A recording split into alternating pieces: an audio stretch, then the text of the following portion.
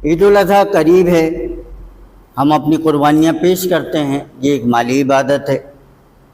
اور ہمیں چاہیے کہ ہم عبادات کو اختیار کرتے ہوئے اس سے متعلقہ ضروری مسائل، اس سے متعلقہ ضروری امور کو، اس علم دین کو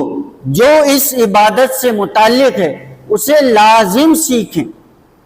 تاکہ ہم عبادات کو بہترین انداز سے اختیار کر سکیں۔ اب ذرا توجہ فرمائیے اور اس حدیث مبارکہ کو غور سے سنیے، اس سے ہمیں پتہ چلے گا کہ ہمیں اپنی قربانیوں کو اللہ کی بارگاہ میں کس انداز سے اور کس طرح پیش کرنا چاہیے۔ حضرت سیدنا امام حسن بن علی رضی اللہ تعالیٰ عنہما اس کے راوی ہیں، آپ فرماتے ہیں کہ فرمایا میرے اور آپ کے آقا حضور پرنور صلی اللہ تعالیٰ علیہ وسلم نے کہ جس نے خوش دلی سے،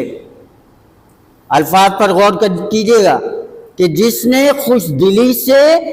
طالب ثواب ہو کر قربانی کو پیش کیا تو جہنم اس سے حجاب ہو جاتی ہے،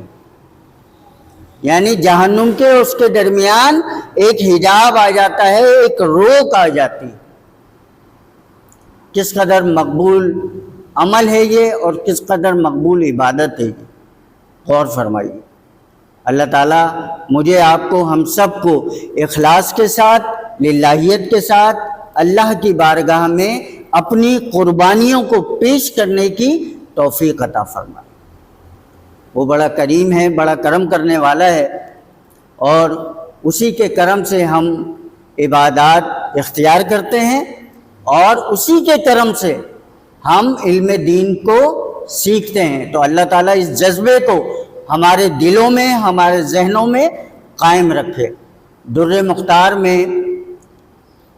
فقہ کی کتاب ہے در مختار، اس میں اس کی تعریف یوں بیان کی گئی ہے کہ فرمایا کہ ذبح حیوان مخصوص بنیت القربتی فی وقت مخصوص، کہ مخصوص جانور کو مخصوص وقت میں